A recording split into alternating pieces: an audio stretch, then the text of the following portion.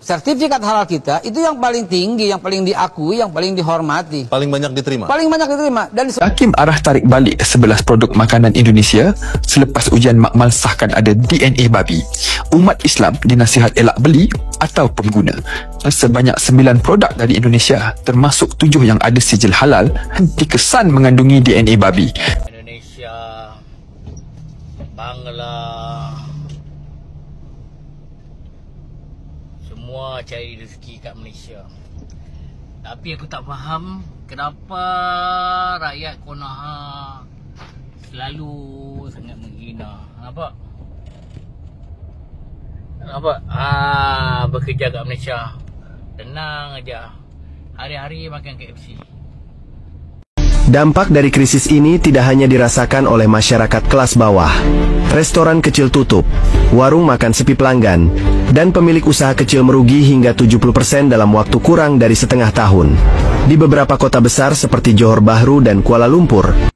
Assalamualaikum warahmatullahi wabarakatuh. Apa kabarnya sahabatku semua? Makanan Indonesia tidak memenuhi standar halal di Malaysia. Katanya kan halal terbaik itu dari Indonesia. Tapi kok bisa seperti ini? Kok bisa sampai kecolongan ya? Atau sampai lolos ya? Sudah diedarkan di berbagai pasaran. Bukan hanya di Indonesia saja. Dan juga di Malaysia. Katanya Malaysia krisis beras minta bantuan kepada Indonesia. Ini berita kok banyak sekali ya. Berita bohong. Sekali-kali beritanya itu sesuai fakta.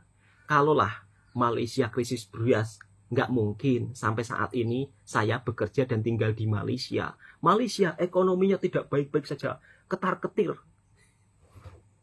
Kalaulah Malaysia ekonominya tidak baik-baik saja, tidak mungkin masih banyak orang Indonesia yang bekerja dan tinggal di negara tetangga kita, yaitu di Malaysia. Stop untuk membuat berita bohong. Malaysia krisis beras, minta tolong ke Indonesia. Prabowo stop kirim beras ke Malaysia. Aduh. Sejak kapan Malaysia itu mengambil beras daripada Indonesia? Nggak ada. Selama saya di Malaysia, saya tidak pernah melihat beras dari Indonesia. Rata-rata Malaysia kalau mengambil beras itu import daripada Thailand dan Vietnam. Sedangkan di Indonesia sendiri saja, untuk para petaninya, belum bisa mencukupi pangan seluruh Indonesia.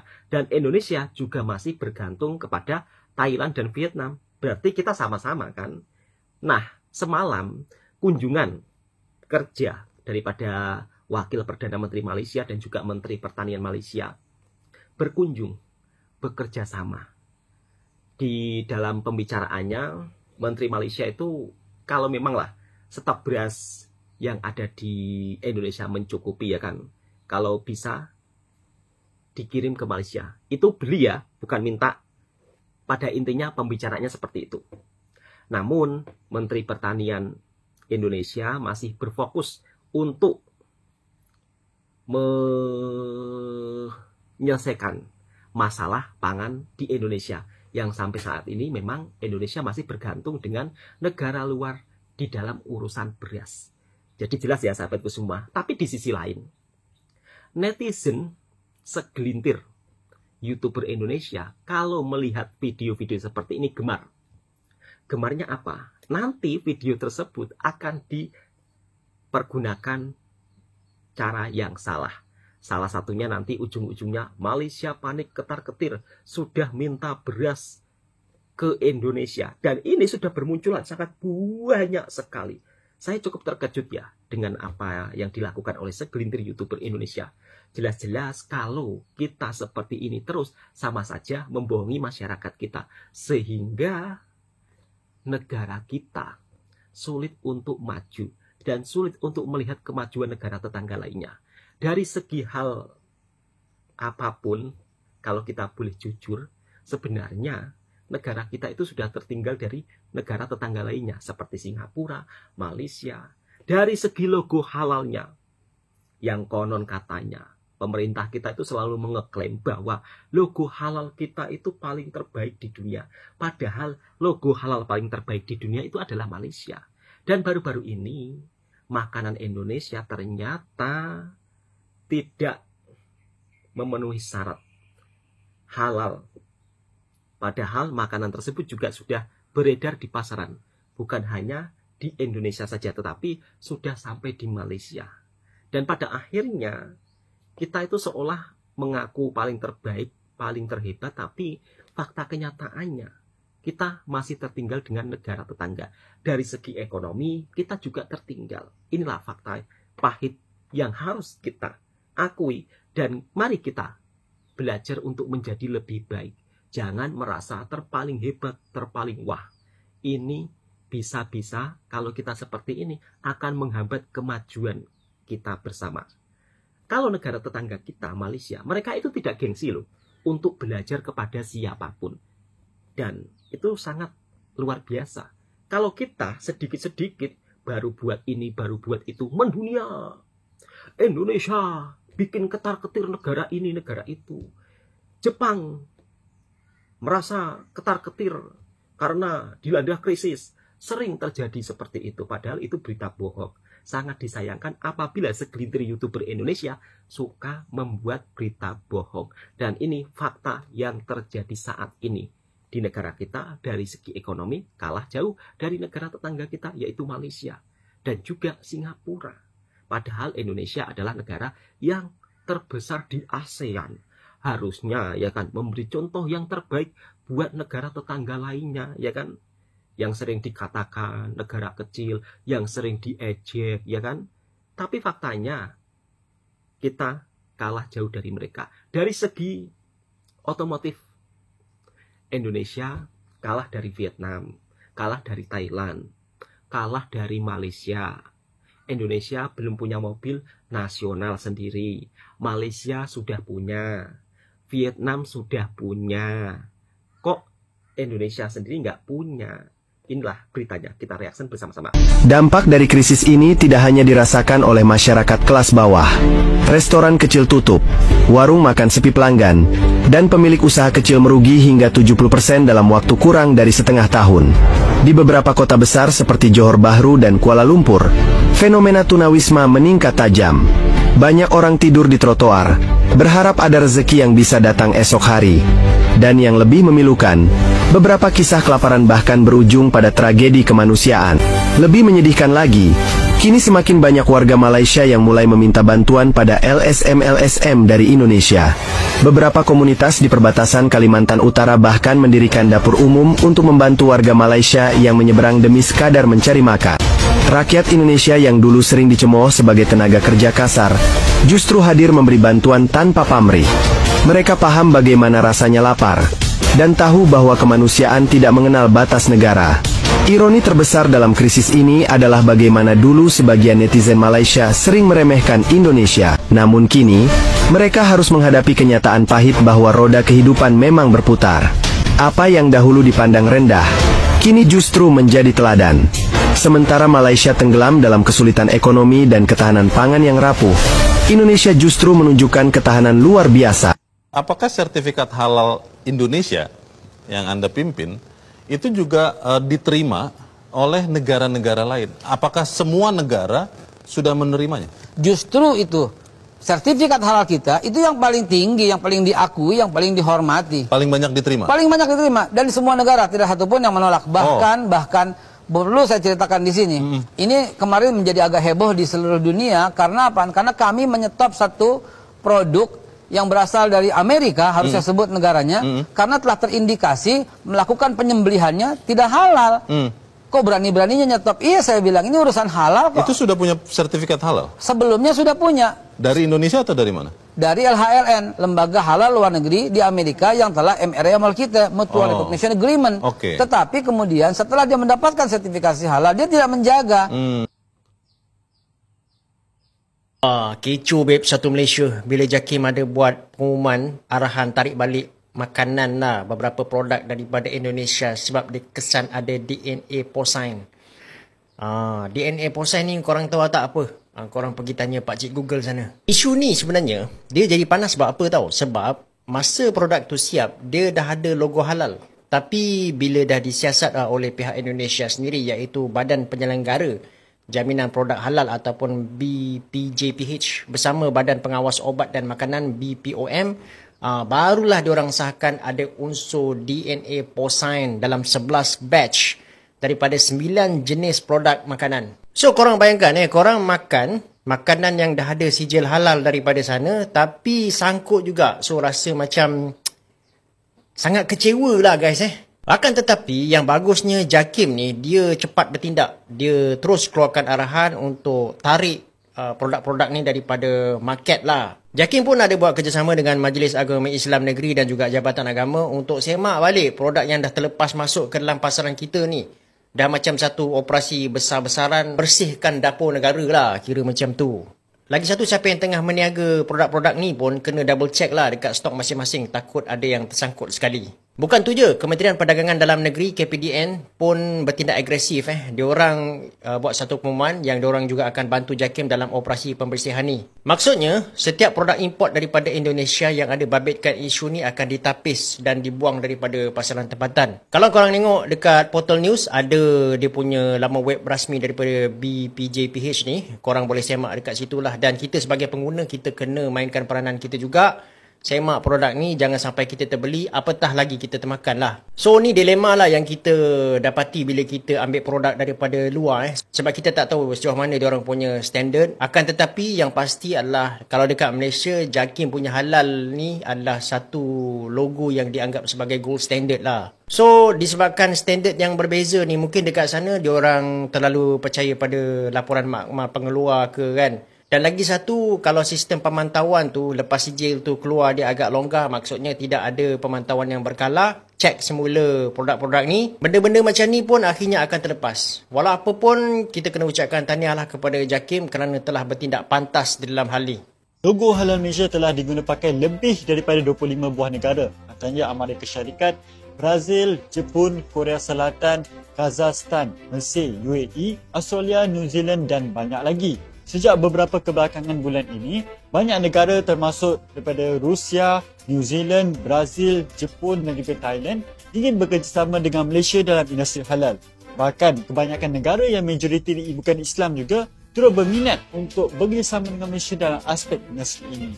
Logo Halal Malaysia telah diiktiraf dunia, tapi masih lagi ada pemimpin di Malaysia yang mengatakan sijil halal membebankan peniaga dan juga memalukan negara.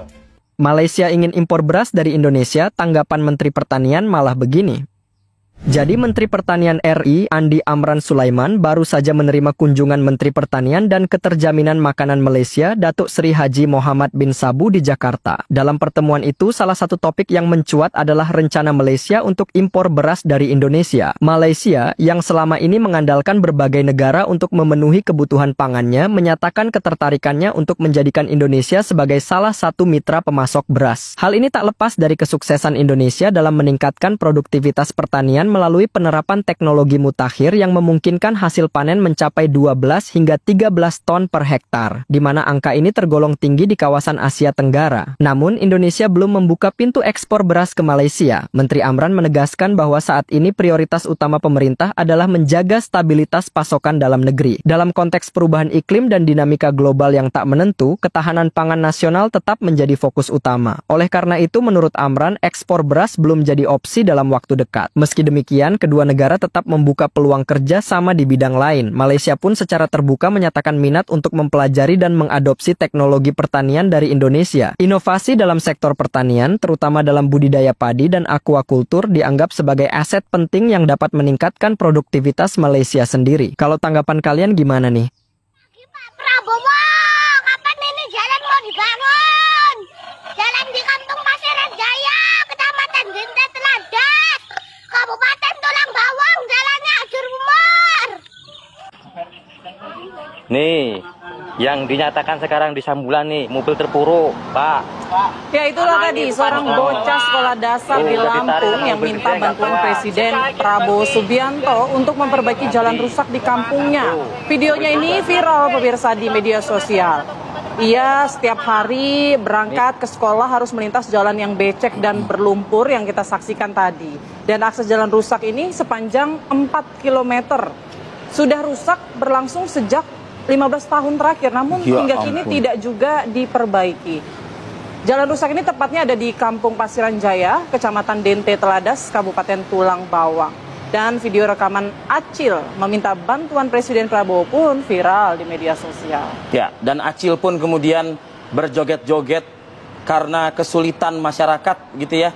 Ya, yang paling gampang adalah ya udah menghibur diri dengan joget udah gitu. Itu tuh lihat berenang. Iya kan? Ayo Pak Presiden, dikerahkan pembantu-pembantunya, ya kan? Menteri PU-nya, Menko Infrastrukturnya, ya kan? Ternyata Acil ini nggak cuma sekali bikin video. Ini kayaknya video lain. Betul. Ya, ada 3 video nih yang sudah tayang.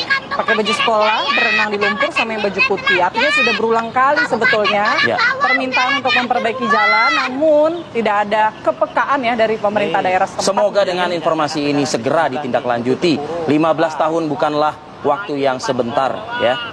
Oke, itu informasi dari Lampung. Sedih dan malu, sangat disayangkan apabila segelintir YouTuber Indonesia membuat berita yang tidak sesuai fakta, seolah-olah keadaan ekonomi di negara tetangga tidak baik-baik saja. Faktanya, ekonomi di negara tetangga kita, Malaysia, kita itu kalah jauh loh kalau mau berbicara fakta. Tapi ya seperti itu, segelintir netizen itu kadang-kadang percaya dengan berita bohong.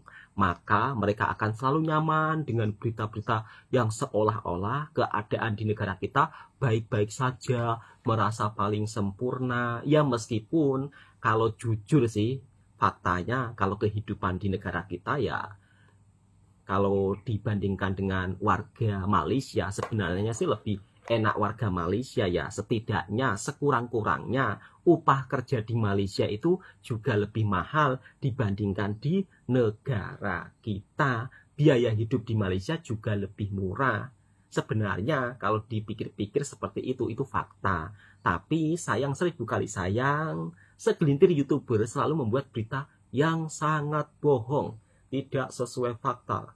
Faktanya di negara sendiri kita saja masih disibukkan dengan persoalan jalan yang sangat rusak parah, bahkan sampai-sampai anak sekolah pun mengeluh.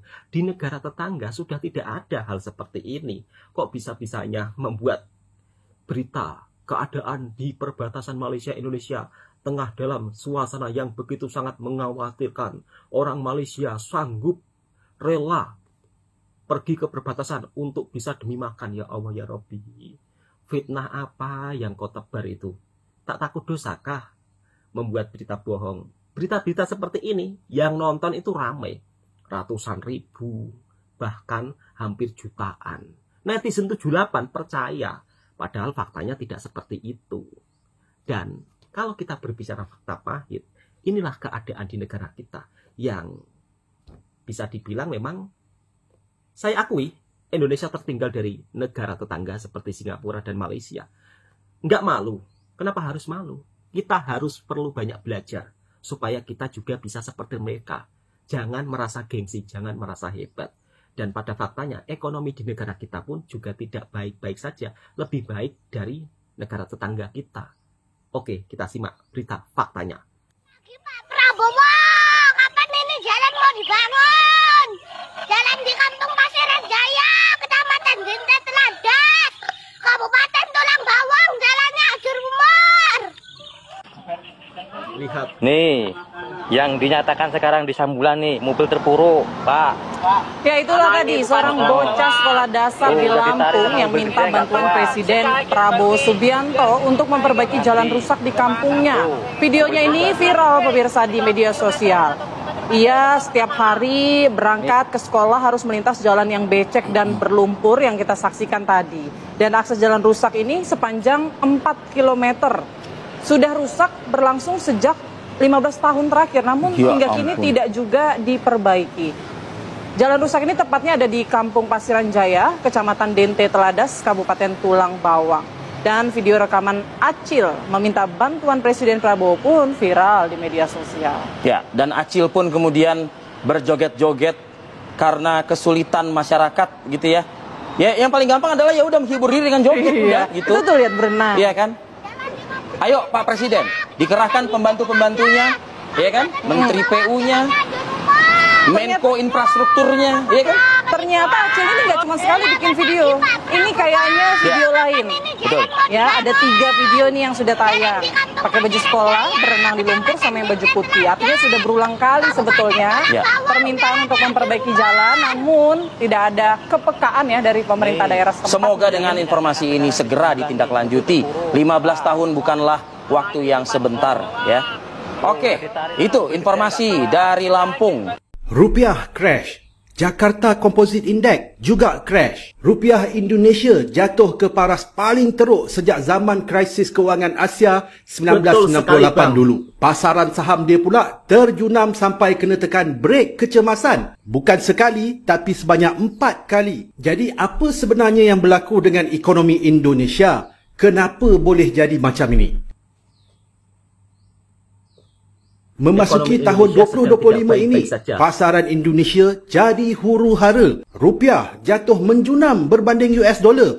Walaupun dolar juga tengah melemah, tetapi rupiah jatuh lagi teruk berbanding US dollar. Bukan sikit-sikit punya jatuh. Pada hujung Mac yang lepas ni, rupiah cecah 16,640 berbanding 1 US dollar. Paling lemah sejak 1998. Dan sewaktu cuti raya Aidilfitri, waktu market tempatan ditutup, lagi teruk rupiah jatuh dekat pasaran offshore luar negara. Rupiah jatuh tembus paras 17,000, malah cecah rekod paling rendah 17,217. Ini lebih teruk daripada krisis tahun 1998 dulu. Pada masa yang sama, Indeks Komposit Jakarta, JCI, juga tengah berdarah. Indeks JCI dah masuk pasaran bear market sejak bulan Februari lagi. Dan lepas itu juga menjadi semakin teruk walaupun muktakhir ini dilihat ada membuat rebound.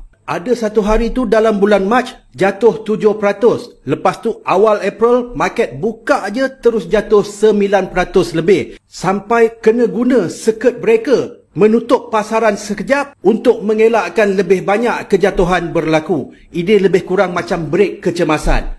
Jadi pelabur-pelabur asing ramai yang dah keluar daripada pasaran Indonesia membawa keluar berbilion-bilion dolar.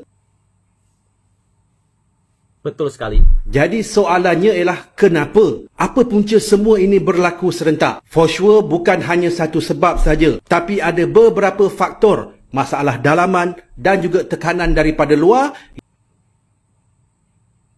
Jadi mula-mula kita tengok apa jadi kat dalam Indonesia sendiri. Presiden baru Prabowo Subianto telah melancarkan beberapa perancangan yang menyebabkan pelabur tidak yakin dengan pelan perbelanjaan kerajaan beliau. Isu utama ialah program makan tengah hari percuma untuk semua pelajar sekolah. Kos dianggarkan bernilai 28 bilion ringgit Malaysia setahun. Jadi ini niat yang baik dan juga populis. Tetapi investor pasaran kewangan nampaknya reject rancangan ini. Macam mana nak bayar semua ini tanpa melanggar had defisit bajet yang ditetapkan oleh Undang-Undang Indonesia iaitu 3% dari KDNK. Selepas itu, ada pula kabar angin Menteri Keuangan nak letak jawatan walaupun kemudiannya dinafikan. Lepas tu, ada Danantara. Ini adalah dana kekayaan negara ataupun Sovereign Wealth Fund yang memang besar. Ditubuhkan untuk menguruskan syarikat-syarikat gergasi milik kerajaan Indonesia seperti bank, telekomunikasi, mining dan pelbagai lagi. Serupa seperti khazanah di Malaysia ataupun Temasek di Singapura. Tujuannya nak bagi syarikat ini lebih cekap dan untuk tarik lebih banyak pelaburan. Tapi ramai yang skeptikal dan risau pasal ketelusan, campur tangan politik dan juga takut keputusan pelaburan nanti lebih ikut agenda politik daripada logik ekonomi ataupun kronisma. Seterusnya, dari sudut politik pula, ada satu undang-undang baru yang kontroversi diluluskan. Undang-undang ini membenarkan TNI, Tentera Nasional Indonesia, untuk pegang lebih banyak jawatan dalam pentadbiran kerajaan. Jadi menurut pengkritik, ini macam undur balik ke belakang seperti kembali ke era Suharto. Jadi ini buat pelabur lebih risau pasal kestabilan, tadbir urus dan juga mungkin memberikan kesan buruk kepada ekonomi Indonesia. Sekarang kita tambah pula masalah daripada luar, external factor. Jadi yang paling besar, Seperti semua kita maklum, perang dagang US-China yang semakin panas. Awal April yang lepas, US Donald Trump kenakan tarif baru untuk barang dari Indonesia sebanyak 32%. Ini lebih tinggi daripada apa yang dikenakan kepada Malaysia, 24%. Selain daripada itu, kenaikan kadar faedah US yang bermula 2 tahun lepas juga memberikan kesan juga kepada rupiah. Jadi sama jugalah keadaannya dengan Malaysia Ringgit yang berlaku pada tahun lepas. Bila rupiah rendah, kos import jadi tinggi, seterusnya menyebabkan kenaikan inflasi yang akhirnya merendahkan kuasa beli rakyat. Ini akhirnya juga memperlahankan aktiviti ekonomi tempatan. Walau bagaimanapun, kerajaan Indonesia dilihat optimis meramalkan pertumbuhan GDP 8% tahun ini lebih tinggi daripada tahun lepas 5%. Tetapi pasaran keuangan, investor sangat skeptik dengan unjuran ini kerana faktor-faktor yang telah kita discuss tadi. Yang lebih utama, investor mempersoalkan bagaimana kerajaan Indonesia ingin membiayai program makanan percuma yang besar yang dilihat hanya akan meningkatkan defisit perbelanjaan negara. Begitu juga dengan langkah menubuhkan Danantara yang dilihat boleh membuka lebih banyak kronisme dan juga rasuah. Selain itu juga, pasaran juga khawatir dengan lebih banyak campur tangan tentera dalam pentadbiran negara. Akibatnya, langkah-langkah ini menimbulkan krisis keyakinan kepada pentadbiran Presiden baru Indonesia serta akhirnya investor menarik keluar pelaburan mereka dalam pasaran kewangan Indonesia seperti pasaran saham dan juga rupiah yang menyebabkan kejatuhan yang teruk berlaku pada tahun ini. Bank Pusat Indonesia dilihat agak tersepit kerana untuk merancangkan ekonomi, mereka perlu memotong kadar faedah. Tapi dalam masa yang sama, kelemahan yang berlaku dalam pasaran rupiah menyukarkan lagi tindakan ini diambil oleh Central Bank Indonesia. Apa yang sedang berlaku dengan rupiah dan pasaran saham Indonesia pada masa ini sebenarnya dah pun berlaku di Malaysia beberapa tahun lepas. Malaysia juga mengalami krisis keyakinan pelabur apabila kepimpinan negara menyaksikan beberapa kali pertukaran Perdana Menteri dalam masa beberapa tahun yang seterusnya menyebabkan ringgit melemah dari $1 RM4.20 kepada RM4.80, kadar terendah sejak krisis ekonomi Asia pada tahun 1998. Selepas kerajaan baru PMX mentadbir negara, ringgit sekali lagi jatuh ke paras yang sama. Walau bagaimanapun, langkah-langkah positif yang diambil oleh kerajaan dilihat berjaya mengembalikan keyakinan pelabur. Ringgit kembali mengukuh dan pasaran saham kembali meningkat. Walaupun muktakhir ini berlaku semula kejatuhan disebabkan oleh faktor tarif Donald Trump. Jadi finally, saya merasakan keadaan yang sama sedang berlaku di Indonesia adalah bersifat sementara. Namun, Presiden baru Indonesia mempunyai tugas berat untuk meyakinkan semula para investor terhadap polisi-polisi yang dilihat kontroversi oleh investor pada masa ini. Semoga perkongsian ini memberikan manfaat. Kita jumpa lagi dalam video yang seterusnya. Assalamualaikum. Kondisi Indonesia saat ini agak menyedihkan menurut saya, walaupun Indonesia sudah memperlihatkan bahwa demokrasi bisa berhasil di Indonesia dan banyak warga yang mendukung keras sistem demokrasi di Indonesia. Sekaligus ada masalah ongkos politik yang tinggi, ada kecenderungan, ada praktek serangan fajar, dan ada kecenderungan oligarkis akibatnya. Jadi juga dampak kompetisi demokrasi terhadap kualitas pelayanan publik tidak seperti diharapkan. Jadi tetap ada korupsi, tetap ada kerugian uang negara. Jadi saya kira penting untuk tetap memperjuangkan, untuk tetap mendorong para politisi supaya kualitas kinerja pemerintah lebih baik di Indonesia.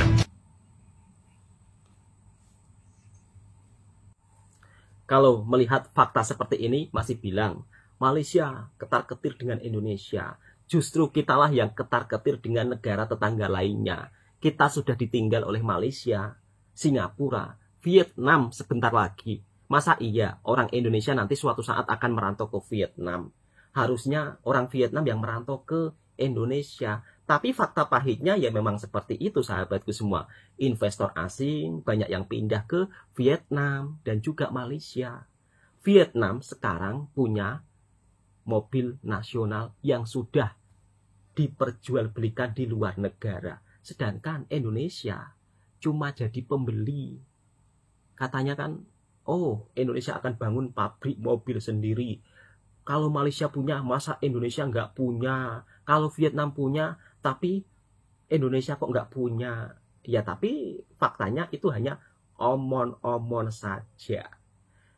Jadi kitalah yang perlu banyak belajar dari negara tetangga. Nggak perlu gengsi kalau sesuatu itu positif dan perlu kita pelajari, perlu kita terapkan di negara kita sendiri. Nggak usah gengsi-gengsi dalam soal belajar sesuatu yang positif. Bukan membuat cerita bohong dengan negara tetangga, kemudian seolah-olah negara kita terpaling maju, terpaling power. Itulah yang membuat masyarakat kita ujung-ujungnya malas belajar, terlena dengan berita-berita yang penuh dengan gula-gula. Oke, cukup sekian. Assalamualaikum warahmatullahi wabarakatuh. Yang suka dengan videonya Bang Toha Channel, silahkan tekan tombol merahnya, subscribe, like, komen, dan bagikan ke sahabat Anda semuanya. Bahkan orang luar saja itu tahu loh keadaan di Indonesia itu kayak gimana. Harusnya kita itu malu. Tapi ya seperti itulah. Netizen 78 lebih suka berita yang bohong daripada berita yang fakta.